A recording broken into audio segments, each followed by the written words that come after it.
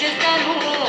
నడిసినన్ని రోజులు నడిపిస్తూనే ఉంటారు, అమ్మాయిని చూపి వేరే పెళ్లి చేసుకుంటారు.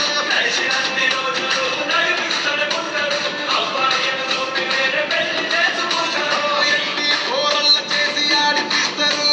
నడిసినన్ని రోజులు నడిపిస్తూనే ఉంటారు, ఎదిలంటూ చెప్పి వేరే పెళ్లి